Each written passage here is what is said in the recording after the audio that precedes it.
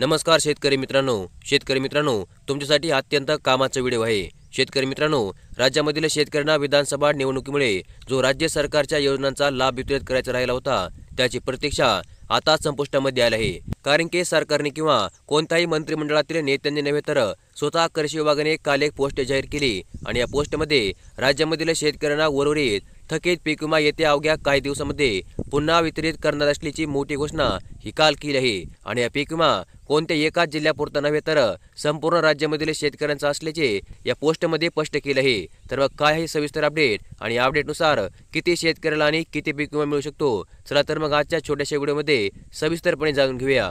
तर मग चला व्हिडिओला सुरुवात करूया। तर मग आजच्या अपडेटची हेडलाईन अशा प्रकारची आहे की रब्बी पीक विम्यापोटी 404 कोटी रुपयांचे वितरण करणार असल्याची घोषणा कृषी विभागाने केली आहे।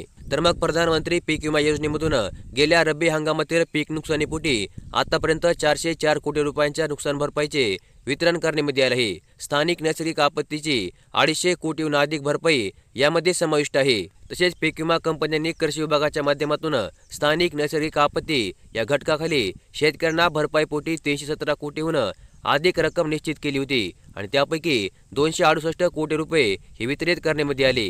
काढणी पश्चात नुकसान या घटकाखाली 159 कोटीहून अधिक रक्कम ही वाटावी लागेल असे प्राथमिकरित्या ठरवण्यामध्ये आले होते आणि त्यापैकी आतापर्यंत 37 कोटी रुपयांच्या आसपास भरपाई प्रत्यक्ष देण्यामध्ये आली होती आणि पीक कापणी प्रयोगावर आधारित नुकसान भरपाई 163 कोटी रुपयांच्या आसपास आहे आणि त्यामधील केवळ 99 कोटी रुपये हे पूर्णपणे वितरित झाले आहेत। तर मग कृषी विभागाच्या म्हणण्यानुसार बहुतेक पीक विमा कंपन्यांनी शेतकऱ्यांना वेळेमध्ये नुकसान भरपाई दिली आहे। मात्र विधानसभा निवडणूक आचारसंहिता लागू होतात भरपाई वाटपाच्या प्रक्रियेमध्ये अडचणी निर्माण झाल्या। आचारसंहिता समाप्त होतात नुकसान भरपाईचा पुन्हा आढावा घेण्यामध्ये येईल आणि उर्वरित भरपाईचे वितरणे पूर्ण करण्यामध्ये येईल। तसेच नुकसान भरपाईची रक्कम ज्या शेतकऱ्यांच्या नावे 1000 रुपयांच्या खाली निघते आहे अशाच रकमांचे वितरण हे थांबवण्यामध्ये येणार आहे। तसेच महत्त्वाचे म्हणजे रब्बी हंगामातील पीक विमा नुकसान भरपाईपोटी पीक कापणी प्रयोगाच्या आधारे अजून 65 कोटी रुपये हे वितरित करण्यामध्ये येणार आहेत। याशिवाय काढणी पश्चात घटकाखाली 123 कोटी रुपये तर स्थानिक नैसर्गिक आपत्ती घटकामधून आणखीन 50 कोटी रुपये हे देण्यामध्ये येणार आहेत।